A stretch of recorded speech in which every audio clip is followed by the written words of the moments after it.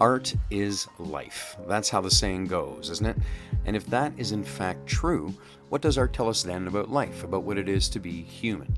And by extension, what does one of its most visceral, genuine, and immediate forms, live theater, have to say about our world as it is now? It's also said art is one of the greatest tools we have in regards to gaining insight into the human condition, and nowhere is that more true than in theater. Theater is one of the oldest forms of communication, in fact, and one that's been with us almost since we made our first tentative steps out past the campfire. And that's because theater, at its core, is about story. Theater is communal experience and wisdom. And as a species, man, we love stories.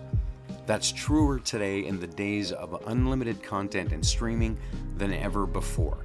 Stories that started as parables end up as sound bites, and the wisdom of the ages is only available on a pay-per-view basis. We live in a time where knowing the medium is the message doesn't actually help us. So what is it about stories then that fascinates and captures us? And what is it about theater that makes it such an immediate, visceral experience? And more so, why does that still excite and inspire us? We are surrounded by ways to stay connected, and yet, paradoxically, we are further apart than ever before. We are more disconnected than ever before. So back to my original point, how can theater help us? Why should we care? One word: story.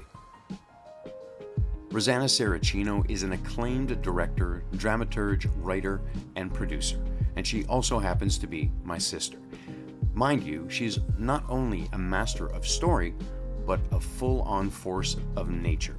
In her more than 3-decade career as a director and dramaturge, you can count the productions she has directed, and in some cases created from top to bottom, no less, in the triple digits. In her tenure as one of the heads of the theater department at the prestigious Randolph Academy School of Arts in Toronto, she has nurtured and inspired hundreds, if not literally thousands, of students of all ages and backgrounds. She plies her craft skillfully and deftly, inviting dialogue, communication, and discussion. She throws tropes and cliches on their heads, all to examine them from a different light and angle, all to strive for insight, honesty, and genuineness. Join us this week as Rosanna and I discussed what it's like to work as a female director and the transformative truth of theater. It's an episode we can only call The Importance of Being Earnest, Community versus Commodity, and the Power of Story. Hope you like it.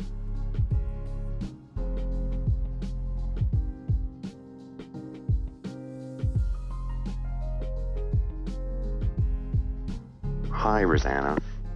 Hi there. How are you? I am very hot. It's 35 degrees in my apartment, and it's worse outside. Yeah, it really is. It's a lot like the fourth level of hell, if I'm not mistaken. I was aiming for 9 myself, but Really? Yeah, maybe it's just 4.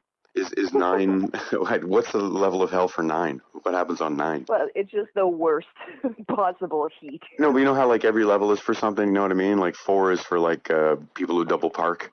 And then 5 is like... Yeah, those double parkers that are... Oh, listen, don't get me started. Do not get me started. So I guess, the heavy question to start off, or at least what I think is a heavy question to start off, is what is the importance of theater? Why is theater important? Why is art important? Why is art important? I know, it's a giant question, right? But well, good morning to you. Well, you know what, and the reason I frame it that way is because, we live in a time where things get cut all the time. And generally speaking, arts are the things that tend to get cut first.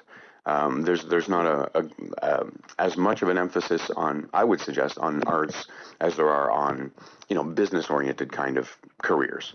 So, my question is, and the conversations that I have with friends of mine sometimes are along the lines of, why is this important? Why should this be getting money? What is, and of course ultimately, I think art is important because it has to. I think it's important because it has to do with storytelling. The first step or the first stage or one of the first goals of art is to communicate with other people in a direct way.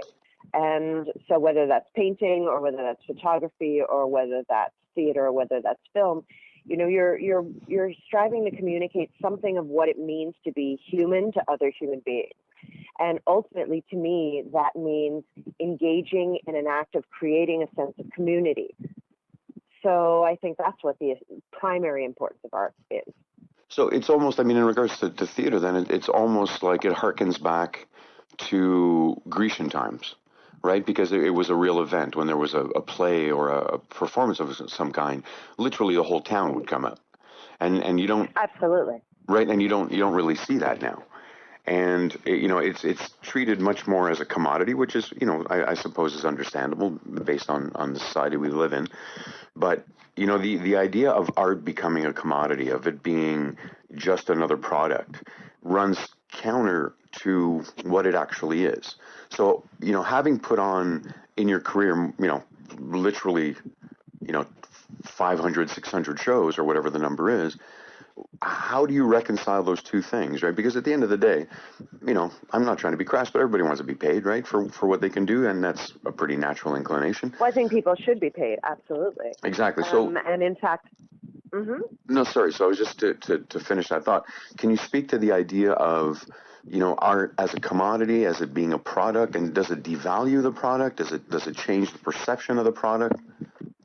If it means that people are being paid, then no. No. I mean, no, that aside. Sure, I get it. It's difficult, right? Because ultimately, that is the speak in the industry today, is that realistically it needs to sell, and that ultimately you can't just be a good artist; you also have to be a good business person. And I do find that there's something tragic about that, certainly, because I think that it doesn't leave enough room for the art and the artist to have time to really develop what their work might be. So for example, when I made the transition from living in Montreal to living in Toronto, in Montreal we would have large volumes of time to develop a work because a lot of the funding and a lot of the support was given to the rehearsal process or the creation process. Whereas in Toronto, you really have 3 weeks to put a show up in the professional community. And so to go from here's a piece of paper with words on it to here is a moving, compelling, resonant, entertaining piece of commentary or reflection on what it means to be a human being is really very tricky. So it forces directors and actors, the entire crew really, to have to funnel everything into the idea of what will work and what will not work, as opposed to the discovery process of what may work and what may not work. So that time is kind of taken away from you. So there are, is it safe to say then that there are insights that would naturally occur that are not given the room now to occur? I mean, it's all speculative to some measure, but yeah, I think that's very true. In projects where I've produced the work myself and have given myself more time, there was deeper development, there was deeper exploration, there was, there were new ideas, there was room for new ideas to flourish and to be explored before they were put out to an audience. So why is that important? And if we can come back to your original point, so why then overall are stories important? Why is that an important thing to do? Because I think particularly today, I think that, and I've thought this for a long time, we live in a very individualized, increasingly individualized society, and the idea of being able to communicate with other people and to remind them they are not alone in the simplest terms, and that in fact their actions do impact other people, and other people's actions do impact them, and that there is a reciprocal experience of what it means to be human, I think is really important. I think that it allows you to deepen your sense of empathy, your sense of even making choices in terms of ethics and the behavior you'll manifest, and that you see other people as human beings as opposed to just an anonymous horde. So then does the question become, because even that whole notion of self-discovery, of insight, of all of that has to a certain degree become commodified as well, right? Like it's a thriving business in and of itself, right? And so, in an era where even the genuineness or the honesty of what is supposed to be introspection and self-discovery and all that kind of thing has also now become something you can buy, right? Quote unquote. Mm-hmm.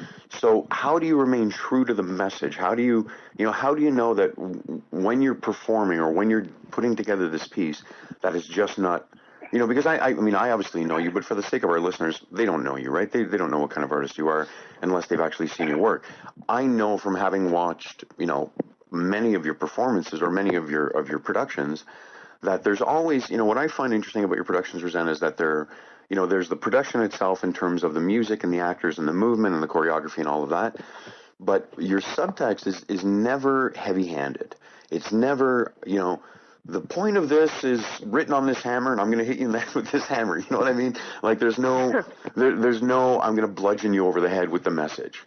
And I wonder sometimes whether that subtlety, so is that subtlety in message lost? Because it's obviously going to be delivered differently in theater than it would in music, than it would in movies, than anything else. And what I find interesting about theater versus film, for example, is that there's an immediacy to theater. There's an immediacy in response. It reminds me a lot of stand-up, actually, where it's not so much I say something, the crowd responds, but there is an ongoing response from the crowd. It is a collaborative kind of effort, way more than I thought it would be in terms of the audience and the performer's relationship. Okay, so there's a lot of questions in there. Yes. I'm going to start with the idea of my work specifically. And so, something I do in my work a lot and I really like doing is I will make references to a certain number of other forms of art or specific works of art. So, for example, when I'm staging something and I have a lot of bodies and there is some kind of point to be made at this point in the story, at this moment in the story or in the show, I might be inspired by a certain classical painting and I will recreate it on stage using the bodies that I have, just in its physicality. Will the audience get that? A percentage of the audience usually does. Will the rest get that? Maybe not. But to me, there's something in the notion that, I did a degree in art history and world lit. And, I really liked this idea of this universal, that somehow some of these classical artists were striving for this sense of balance and looking for, a perfect equation on the canvas, because the belief is that it would translate and be more accessible to the people who saw it, no matter who saw it. And so in part, I kind of feel like, okay, so if that was already perfectly captured by Da Vinci and people understood it across, So why not use that same symbol as a shortcut? Yeah, so if I use it and put it on a stage, whether or not it's recognizable is unnecessary, but the hope or the exploration is maybe somehow it'll help me convey what that human moment is about and reach people at this kind of deeper unconscious level. Well, and that really is the core of art, isn't it? In terms of, because to me, it's sometimes, first of all, it's interesting to me because from my perspective, because I've certainly written way more songs than I've written plays. And with songs, I enjoy, there's always the notion of allegory, right? There's always the notion of simile or comparison sometimes in terms of trying to make a point. And it's interesting that you would see the same thing over different disciplines. You know what I mean? Where because it almost feels like we're telling the same stories over and over again, right? Like I agree. That we've been telling Gilgamesh pretty much since we've been huddled around campfires. Yeah, I think that there are certain essential experiences of what it means to be human that we have interpreted in art over and over again. I think that's true. So what is that yearning about then? Because it seems like it points to a yearning that people have for something greater than what they can see and touch. Yeah, I mean, again, you're asking a lot of questions in one go. So in terms of that, I think that it is very difficult to decide, okay, you know what, I have this thing that I need to do, and maybe it's a calling, or maybe I'm just, I don't know, maybe I'm just pig-headed, right? But there's this thing that I feel compelled to do, and it is to make art. And in making this choice, it pulls me out of what a more traditional lifestyle is going to be. You know, it's going to be very long hours for very little pay. It's going to be difficult at every turn in the game. And although there are plenty of rewards, the challenge will set me apart from my friends and colleagues who choose not to do this. And the reason why is because, you know, I may or may not opt to get married. I may or may not opt to or be able to eventually buy a car or a house or have a mortgage. And, you know, I may not have my weekends free or my weeknights free because I am working. And I am working long hours and long days in order to make this happen. And I do think that to some measure, people are uncomfortable when someone is different. You know, there's this notion of the other that I think can be intimidating to people and makes them uncomfortable. And, you know, and I think in part that's because there are individuals out there who would love to, you know, pursue their dreams and do what is not, you know, what is unexpected. But I think that they ought not to do that. You know, there's a sense of like responsibility and diligence and tradition that they are either more compelled by or ultimately concede to.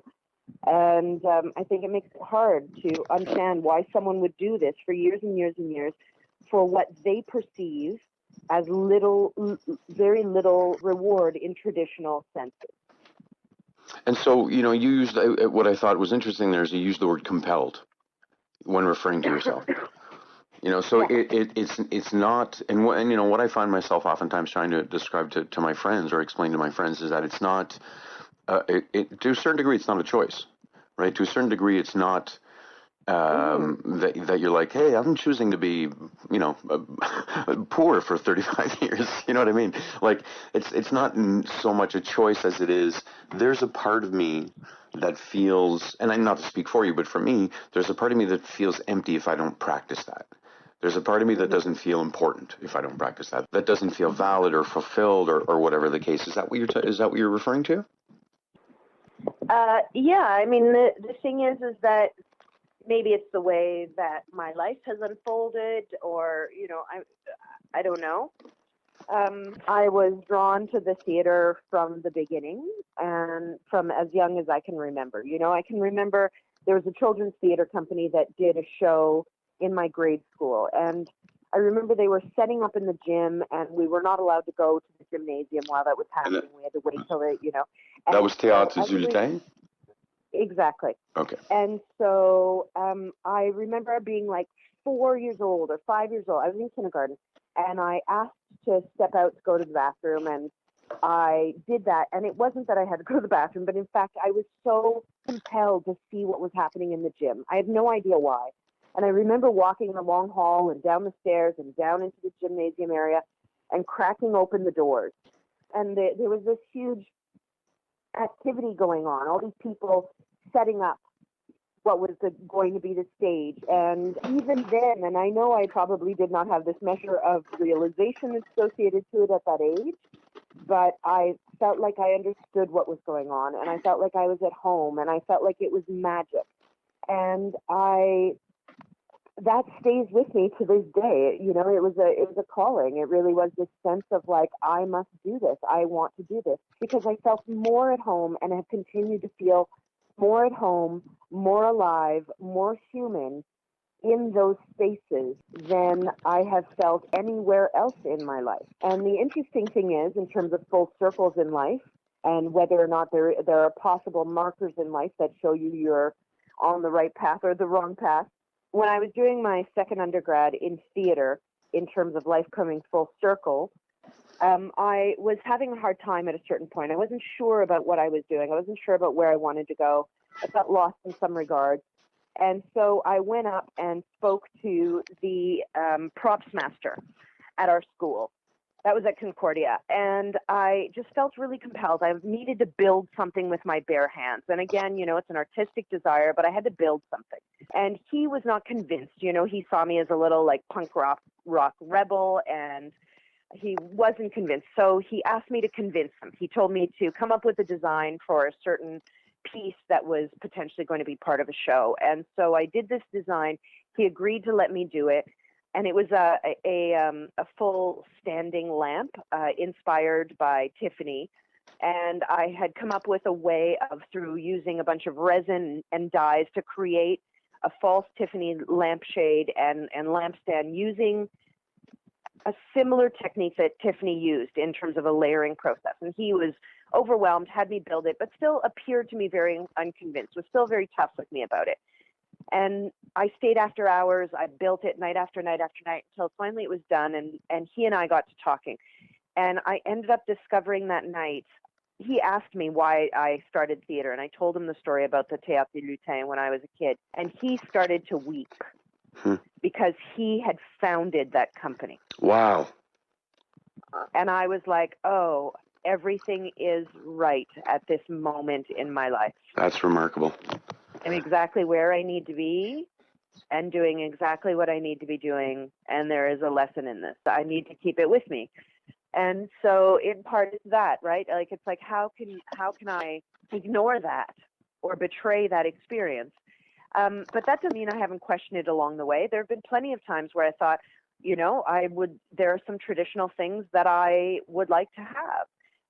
And then it really became a process of questioning whether or not I actually wanted those things, or I'd been told that I wanted or needed those things my whole life and therefore wanted or needed them. And so it was difficult, and sacrifices were made. I made choices that caused me to not be able to achieve certain traditional goals, that's for sure. But it also allowed me to let go of things that I never truly or actually wanted. So I was able to be more true to discovering who I actually am. See, I think that's profoundly important and that to me really is, in my own opinion, the point of art, right? Is the notion of clarifying and really knowing who you are, for better or for worse, right? So that you can own your stuff and that you can move on. The other thing I wanted to mention, and not a lot of people know this, but Tiffany obviously very famous in terms of lamps and that kind of thing, but also performed quite a bit in malls. Not a lot of people know that about Tiffany. So it's a weird crossover to go from performing in malls. It certainly is. To making lamps. Although very indicative of what the music business is. Anyway, my point is, what I kind of wanted to talk to you about that as well is because, you literally taught, while teaching at Randolph, among the many other places that you teach, what has struck me are two things. One, the amount of people that you've actually, whose lives you've touched and changed in a positive way, and that, which is an insane accomplishment because it's literally thousands of students. When you look at the amount of, productions that you've done, I mean, your work output, granted, I'm probably, maybe I'm a little bit close to the subject, but your work output is insane. You put out more productions than literally any other theater production I know. And that is remarkable to be able to put out that kind of consistent work. And granted, some of it I would imagine is because you've been, when you work in a field for a long time, a lot of it becomes second nature and whatever else. But, do you ever have that moment where, like, for example, if I don't want to necessarily refer to some of the people that you've taught because I don't want to be crass, but some of them, right, admittedly have gone on to become very famous, right? I'm very proud of it. I'm very proud for them. They've worked hard, etc. But to me, there's so many people I've had the pleasure of working with that have had enormous success, but again, not by the traditional standards, right? They're not Hollywood stars, etc. And I think that I always want to be careful about the notion of saying successful means this. Sure, that's right? fair. And I I defined on many terms. Sure, and I certainly didn't. The thing is my industry. No, I know you didn't. But I say this mostly because I think it's important for an audience to hear is that it reduces my art form and my work when we only define success in those terms. Because the thing is the amount of effort that all these people that I've worked with have put into the world and into the art that they are now off making, is not lesser because they're not necessarily on a screen and in a magazine. Well, and that they have also gone on to move hundreds and potentially thousands of people through the work that they have created. Maybe not millions, but it doesn't make it lesser. And I think it's important for audiences today and people today to know that. Well, that and I think success isn't only defined by that. Absolutely. But I think what I was speaking to more so was exactly what you just touched upon, this notion of you're working in a field where you get to profoundly affect people, and then they go out and profoundly affect people. Right, Yeah. and it's kind of a remarkable thing. And you also kind of mentioned it in passing. There seems to be a bit of an unspoken hierarchy in the arts, right? So you've got things like theater near the top, right? You've got things like opera near the top, and then as you go down, you've got movies, and then you've got, you know what I mean? And there seems to be a hierarchy that people have in their minds. You know, so film generally is not seen as art, particularly now, versus theater being seen as art. Yeah, it depends what kind of theater, though, right? Like the thing is like these big, huge musicals, you know, that happen in Toronto, or you know, like are not often seen as art; they're seen as entertainment. And that's, you know, that's part of that turning it into a commodity that we talked about. And again, you know, neither of us are naive enough to be like, well, you know, art, man, should just be for art, man, right? Like we still live in the world that we live in, but it must be an interesting line for you to have to walk in terms of, you know, because again, I know you, and I know how insightful you are, and I know how profound you are in terms of your work and in terms of the kind of person that you are. So does that butt up against people sometimes? What? Sorry, I don't. Well, that notion, like, you know, there's a profundity here that I need to speak to in terms of this piece, but there are also things like, oh, we got to think about budget, and we got to think about the size of the cast, and we got to. It's a matter of having to accommodate the circumstances you go along, right? But you must run into some contrast with people who don't really get it. Yeah, you know, the truth is that I don't really ask people for money. I just do my work. And this, you know, when I first started in the industry, I started applying for grants, and when I was in Montreal, I got them. It was great. Montreal was very supportive of what I was doing and trying to do, and I was able to really launch my career using that help and that support. They weren't giving me all the money, and this is often another misconception, that I'm somehow being handed thousands and thousands of dollars, and that I'm living large. A lot of people are like, oh, you must make a fortune. Yeah. You work as a director, you must make a fortune. And I'm like, really? I probably make 1/6 of what your annual income is, you know? And yeah. So there, you know, there's a lot of misinformation, but nonetheless, I did get a certain measure of money that allowed me to make the shows happen. When I moved to Toronto and started applying for money, there's a way where you can see who has been funded in the past. And I remember there was one grant I started looking into, and the people who had won it in the previous session were people literally like Karen Kane, Margaret Atwood. And I'm like, really? I'm like in my 20s, and I'm competing for the same money on the same grant with Margaret Atwood. Yeah, that doesn't seem to make sense. I'm like, I've done nothing, you know, I am no one to them, and I'm invisible and I'm anonymous. How are we in the same category? And I ultimately gave up on applying for grants. I just got so, you know, I didn't even really try when I realized that's what was going on. I found it easier to actually get grants to make films than I did to make theater. I was like, okay, well, there just seems to be more opportunity, and making film, I never paid a penny out of my own pocket to make film. And I shot many films, whereas in theater, I just felt like this is impossible. And I didn't want to also, at the time, what I perceived to be waste the time, because it can take a month easily to create a good grant application. And you have to apply for several. No single grant will give you the total amount of money you need. Exactly. And so, you know, if I'm taking like weeks and weeks, months and months, and working exceedingly long hours to apply for the grants to make the show, when am I actually making the show? Yeah. Because the reality is there's also the competition. You know, they receive 200 applicants. They're funding maybe 10 projects, 10 of those applicants. I'm like, well, what, you know, so I've just spent 2 months not making art in order to apply for grants, and I didn't get the money, and then what am I going to do, apply for more grants? Like, it seemed really pointless to me at the time. I just started actually making art, and I started self-producing. And I was very lucky because my overall average attendance on my shows sat in the high 80s, so like 80% of ticket sales. And that meant that it made me enough to pay for the costs to actually put on the show, as in pay for the rental space, the rehearsal space, et cetera, to pay for the stuff it took to actually make the show. It didn't often pay for me, though. I usually received almost no money.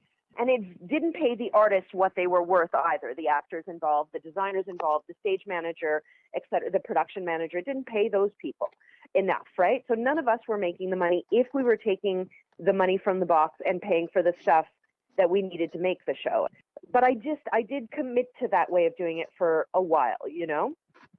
And because to me, the priority was getting the work out there and remaining a freelancer and not opting for a more, again, talking about tradition, you know, there are two paths in the theater. Well, there's more than two, but in a sense, there are two paths. There's the mainstream path, and then there's the indie path. And I wanted to remain indie for a whole slew of reasons, so I kind of stayed under the radar. I wanted to just have the time I needed to make the work that I saw in my head and that I felt I had to make. I got that freedom with poverty. So it's a trade-off. Obviously, it's a trade-off as it is. Perceived it. Well, and it's not so much how you perceived it; it's what it is. It's the same with me. Well, no, there are other people who have done it, who've managed to get grants for some indie work. It takes a long time, but I really saw it as very black and white when I was first starting in Toronto. Right. I really did see it that way, and I do think, you know, the competition's only gotten worse, and it's also enhanced by the fact that in terms of grants. When I was first starting in the industry in my early 20s, there were very few emerging arts grants. Like all the grants, like the LIFT grants or whatever that the previous generations had received and gone to Europe on and, you know, developed these companies with and done all kinds of great work with and taken workshops with, like European masters with. Like all those grants by the time I came of age were gone. They didn't exist. So there were no emerging arts grants anyways. It was very hard to get them, to get anything at that point in time. And now I'm considered, I guess, an indie but yet mid-career artist. And at this point in time, all the mid-career grants are gone because they've put the money to emerging grants because there were 20 years of complaints from my generation about how there were no emerging grants. So, you know, it's kind of like damned if you do, damned if you don't, right? I've fallen into the loophole. Well, and you've kind of alluded to the equation. And you've kind of alluded to the notion of timing as well, right? And that's something that even in my own career that I've you know, not to pull focus here, but even in my own career that I've experienced when I was doing stand-up, when I was playing in a band, when I was acting, like it's, you know, it's always a timing thing. And it's interesting to me that you can have a great product and at the end of the, you know, with a great message, and at the end of the day, you still have to convince somebody that it's a great product with a great message. Right? Yeah, I guess I'm mostly interested in convincing, in hoping the audience will feel that way. Exactly. And that's always been my primary interest. But the reality is like, it's, you know, it's years later. And I have grown tired of being poor. And I also know what I'm worth and I know what I'm good at. And these are difficult statements to make publicly because, you know, there's a measure of modesty required and all of these ideas like, oh, I'm an artist and therefore I must defer, you know, but I'm like, no, I know what I'm good at. I know what I still need to work on. And I allow myself to make mistakes and I allow myself to embrace those mistakes, which can often be threatening as well. Well, what I find, but I do want to finish the previous thought about funding, et cetera, because a lot of people at large don't realize this, is that to make a show. So for example, I self-produced a piece in last November.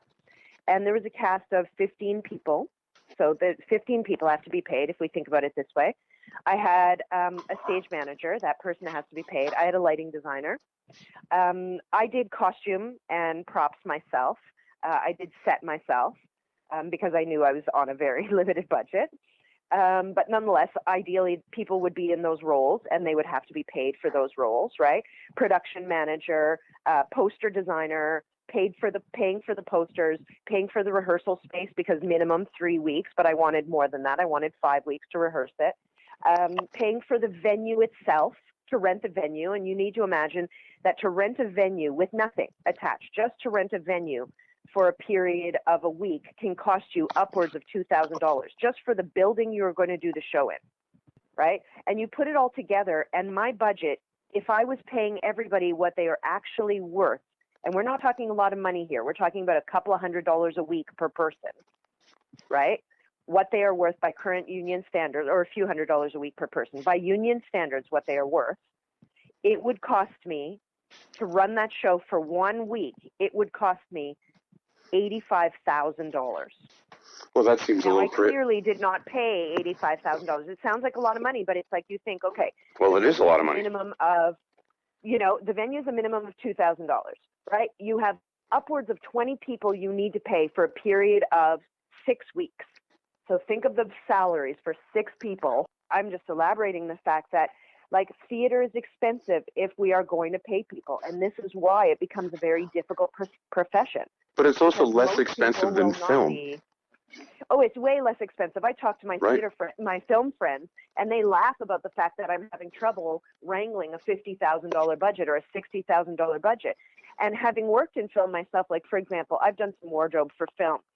And, when it comes time to strip out the wardrobe, so the production is closed, and the wardrobe, in some cases, it's no longer useful, so they get rid of it.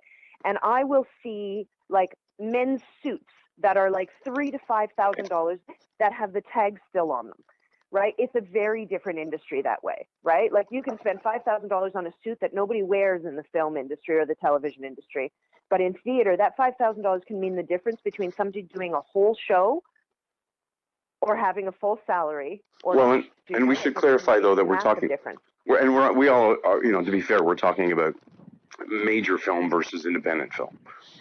Of course, yeah. In your career, you've not only had to be a director, but as you kind of have mentioned throughout the interview, you've done choreography, you've done music, you've done, and what I'm struck by is the amount of hats that you've had to wear and had to learn, and how you've been, most people, given the opportunity, if they get into a situation and they go, okay, well, this, but you've also got to learn this, this, this, and this, would go, yeah, that's way too much work, right? But what I've admired about your career is that you're fearless, right? Like, you will, if you have something that you instinctually trust and believe in, then you'll fight for it 110%. And that's got to be a little tiring, I would think, or a little frustrating, I would think, at times. Yeah, it's challenging. The thing is that part of the reason I've extended into doing wardrobe or, whatever it may be, is because I love those other aspects of the work. And to me, maybe it's simpler. Maybe my answer is simpler. I have a set of images. When I'm working on a show, I see the show. I feel like I know the show. I feel like I know it at a very intuitive level. And that in order to bring that show to life, and under the, with the limitations often of, finances on that show, I've often opted to just do it myself. But not because it's some kind of obligation, but it's because I also liked those other aspects, or because I felt that they directly contributed to what the show was in a way that I needed to do it. I think I'm a bit of I don't know for a fact, but I think I'm a bit of a rarity there. I don't know if a lot of other directors would want to do the wardrobe, the choreography, the dramaturgy, and the directing all on one project. And I think in many ways, they're smart for it because they recognize, the need for many voices, and I recognize that as well. It's just in the balance between financial limitation and getting a vision through as efficiently as possible. It's just how I opted to do it. I do bring on other people when I can afford to bring on other people, and I do think that's useful, but it's also, it just feels like it's how I do it. It's how I've always kind of done it. And it's how it makes sense to me. You recently had a production of Lord of the Flies, in which you cast all female. Yes. Now, I don't know if you've seen this, but I came across this article about a week ago. They're redoing Lord of the Flies, big budget production film, all women. Yeah, I know that's happening. Yeah. The internet has gone bananas in terms of Yeah. like, what's the point of this? I don't, this is more, you've got one side that's kind of holding up the political correctness flag, which, I'm not necessarily for or against, but I just find it interesting how people are turning this into a politically correct kind of thing. But what I find more interesting is that, people are foretelling that it's just not going to work and that it's a bit trite and blah, blah, blah. Yet in your context, the show was visionary. So what's the difference? I don't know if it was visionary. I mean, it turned out to be a pretty good show, and our reviews and our feedback was amazing. That's what I'm saying. So why? I just found it interesting that you're doing, the same content, right? Not the same production, obviously, but the same content, and yet in the film area, people are kind of freaking out, and yet in theater, you're getting positive reviews, you're getting positive feedback. So that would indicate to me that the idea theater itself, is by nature more experimental, right? Like, this is the thing: theater is more experimental. Plus, I'm a female theater director. People almost expect me to do stuff like this, right? I like working with women. I like supporting women. Like in an art form that, in a way, is meant to reflect what is going on in the world. I think that the theater is still way behind in terms of equity when it comes to women versus men in power positions. It's way behind the curve. And it needs to be way more progressive. And it's not just about women. It's representation on a number of levels, but I'll speak to that because it's what we're talking about here. So, nobody's surprised to see me do an all-female. Like, I've done lots of all-female productions. I did an all-female version of Rosencrantz and Guildenstern Are Dead. I did an all-female adaptation of Oliver Twist. And that one actually is quite important with regards to your question, because part of the reason what I wanted to explore in that all-female Oliver Twist is ideas of gang violence when it came to girl gangs. Because at the time that I did that show, that was very topical. It was something that was really being examined, in newspapers and articles and on television, etc. And there was this notion that female gang violence was more violent than male gang violence, or violent in a very different way, and what that meant and what that is. And so I had already started a track of investigation in a previous show years earlier. So when I got to Lord of the Flies, that was one of the first steps in terms of my investigation. I was like, okay, well, not with regards to girl gang violence, but, in terms of women, how do women treat other women? And what is this notion of competition and these large drafts of ideas of, like, women are always terrible to other women, and where does that come from? And so we really wanted to unravel that and confront that in ourselves in a very direct way, and to challenge our notions of competition amongst each other, amongst ourselves as a group of women making this show. And it proved to be successful. People understood why we did what we did, and the show resonated for them at a level they didn't expect. There were surprises in the discovery process on that show. I think with the film version, the thing is that, we're talking about, again, mainstream versus what's perceived as more indie.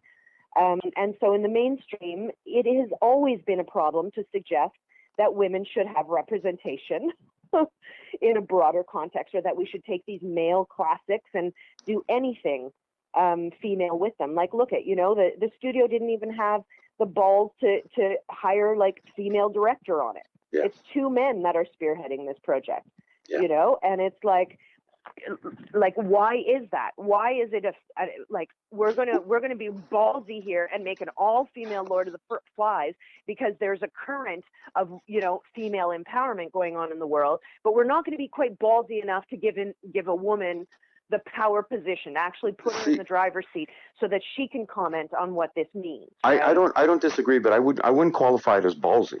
I would qualify it the exact other way, that they're taking the safest route possible. But it is ballsy from a business perspective, right? Sure. Like, this is the thing, is that, I appreciate what you're saying, and I agree with what you're saying, but the truth is that studios, and like I said, theater as well, are not taking the stand that is needed at this point.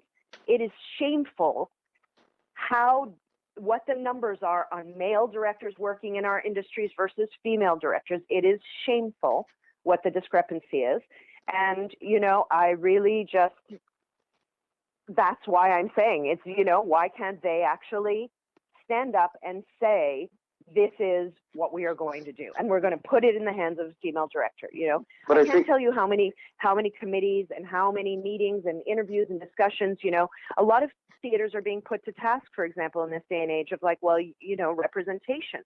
And I remember hearing once through one of these meetings that it was like, okay, great. So our company plans to put this in place within the next 5 years. And I'm like, why would it take 5 years? Well, see, but that kind of it's legal, it's business, right? They've already hired people for the next year, et cetera, et cetera. Big theaters have to strategize in advance and make offers in advance, right? And because they have to strategize their funding as well, et cetera. But I'm like, why 5 years? Why can't it take 2 years? Why can't you just make a change right now? Why can't you add a workshop? Why can't you, and it always feels like it's later, and there's always reasons for later. And as a female director, I'm told even by other female directors that I'm to ignore this, just do good work, right? I'm supposed to ignore these facts and not talk about the discrepancy because it highlights the fact that I'm a female director. Well, and I think it speaks to the idea, if I may say, not to cut you off, but it speaks to the idea that there's only a finite, there are myriad issues here, right? Like in terms of misogyny and et cetera.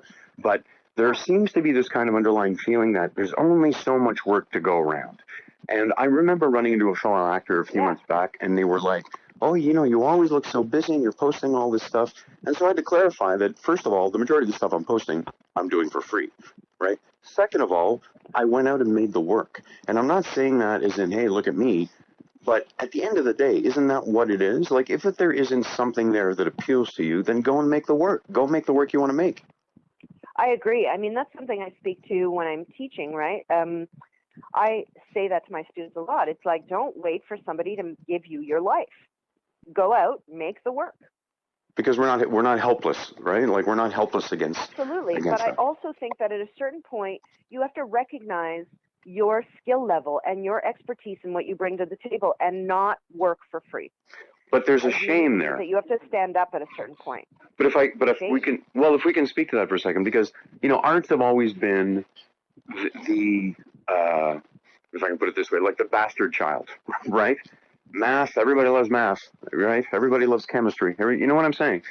Arts has always been like, across the world right now, there are kids going up to their parents going, I want to be an actor, and parents going, oh, geez, right? Because most parents nowadays are very supportive because they imagine their kids are going to be celebrities. But I'm not. But here's the thing: I'm not talking about celebrity. I'm talking about the reality of what it is. But most people don't know that reality. Is my point. They don't know what the reality is. Sure, but to speak to to your process, not to speak for you, but both you and I have been doing this for over 3 decades, right? And the thing that's kept us going, if I may say, is a love for it. Right? Like, I wouldn't be playing music if I didn't still love it. I wouldn't be acting if I didn't still love it. Yeah, no. And I mean, I'll continue to do my work. I just won't always do it for free. The only time I work for free or close to free is I'm very committed to the idea, to the experience of emerging artists. So I like to donate portions of my time to work with emerging companies. Young artists who are going out and doing their first shows in the industry, I will often come in and direct for them for either nothing or next to nothing, because I believe that we have to pass the torch to those people, and that if they can glean some kind of insight from the experience I can offer them, then fantastic. If that helps them take the next step to the next show, I will do that. But in terms of some mainstream company comes out and asks me to do something for an honorarium that will amount to me being paid $1.25 an hour, and I wish I was kidding, but does this still happen? Yes, it does. I'm not going to say yes to those gigs. But I don't think there's anything wrong with that, right? At some point, as you said, you have to recognize your own value in a realistic way, right? And if you've been doing it's interesting to me because sometimes people will say, oh, I really like this lyric or whatever the case is. And, they'll follow that up generally with something like, oh, you're really good at this. To which I generally respond, I've been doing this 40 years. If I wasn't really good at this, I'd have a much bigger issue, You know what I mean? So it's not about being vainglorious. It's about, okay, if I understand you correctly, it's about this is what I know how to do. Here's my track record, and this is what I'm willing to accept in terms of payment or in terms of recompense, right? Absolutely. Okay, so if there were one, I mean, we've talked about the importance of art. You've taught in your career kids to grown-ups, if I can put it that way, right? Mm-hmm. Yeah, I've basically taught all age groups. So I've worked with children, I've worked with teenagers, I've worked with adults, I've worked with indie and emerging artists, I've worked with professionals and quote-unquote celebrities, I've worked with musicians and dancers, I've worked across the board. So is there a commonality there in terms of, because the messages, while the technique may be different in terms of how you're delivering the message I imagine will be the same. Be truthful. That's the message. Be truthful. It's basically what I strive to do is to make sure that what needs to be said is being expressed as truthfully as possible, and that person's sense of that truth is expressed as clearly as possible, right? Like I want them to, on some level, be completely themselves in what they're expressing artistically, and I want them to defy themselves and be larger than themselves to be able to reach all of us with what is common to all of us in that truth. I want both of those experiences to be present at once. I want them to forget on some level they're in a theater. I want them to go beyond, I want them to go, through the looking glass and down the rabbit hole. I want them to be in a space which is sacred, where anything is possible, where they're reminded of what it means to be human, where their empathy is brought to life in a more profound and expansive way. I want them to be 5-year-old kids who are like, wow, look at that magic. Even if the magic is really just simple theater tricks. I want them to be innocent, and yet I want them to be, learned and filled with knowledge as they experience what they're experiencing. It's a lot, but for me, it still will always come down to the experience of being a kid and walking into that gymnasium and seeing this show being brought to life and feeling its humanity and the human beings that are there doing it, and feeling like something truly extraordinary was happening at the same time. And it's what I always hope the experience will be on the part of the audience. I hope they'll be left talking. I hope they'll be left either loving it or hating it. I never want to achieve an experience with an audience where they just kind of like it, because that to me is failure. I don't want them to be left with something that's forgettable ultimately, because theater it's transient, right? It's here today, it's gone tomorrow. And so all they're left with is what we leave them with, or hopefully what they take from us. Just like life. Yes.